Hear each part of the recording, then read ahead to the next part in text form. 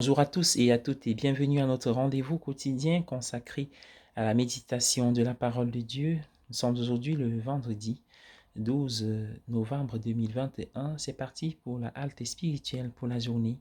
En Luc au chapitre 17, versets 26 à 37.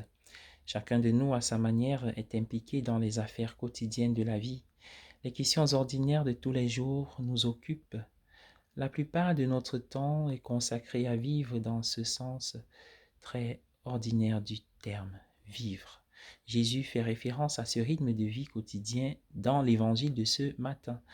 Il parle de manger et de boire, de marier des femmes et des maris, d'acheter et de vendre, de planter et de construire. C'est l'essence même de la vie. Sans cela, la vie ne pourrait pas continuer. Il n'est donc pas surprenant que cela occupe une si grande partie de notre temps et de notre énergie.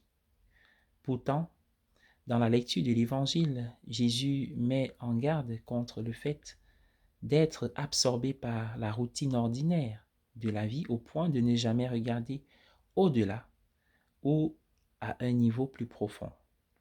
Dans ce contexte d'activité humaine ordinaire, Jésus parle du jour de la venue du Fils de l'homme.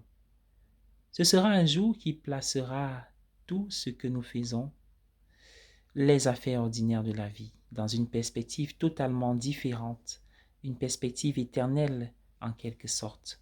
Nous avons besoin de quelque chose de cette perspective éternelle avant l'arrivée de ce jour du Fils de l'homme.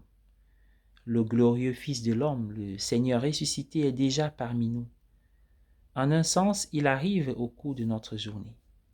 La lecture de l'Évangile nous met en garde contre le fait de nous plonger dans nos affaires quotidiennes au point de ne pas le remarquer, de ne pas le voir qui passe, de ne pas lui prêter attention. Nous devons être pleinement immergés dans notre monde avec ses diverses allées et venues, mais sans être absorbés par ce monde au point d'oublier ce quelqu'un de plus grand qui se tient parmi nous, qui nous appelle et nous invite à une relation personnelle avec lui. C'est à partir de cette relation que nous nous engageons ensuite dans les détails de la vie. Bonne journée à tous et à chacun. Encore un Je vous salue Marie pour ceux qui nous ont précédés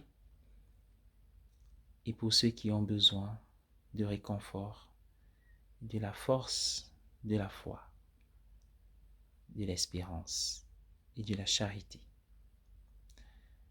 Je vous salue Marie, pleine de grâce, le Seigneur est avec vous. Vous êtes bénie entre toutes les femmes et Jésus, le fruit de vos entrailles, est béni. Sainte Marie, Mère de Dieu, priez pour nous pauvres pécheurs, maintenant et à l'heure de notre mort. Ainsi soit-il. Bonne journée à tous.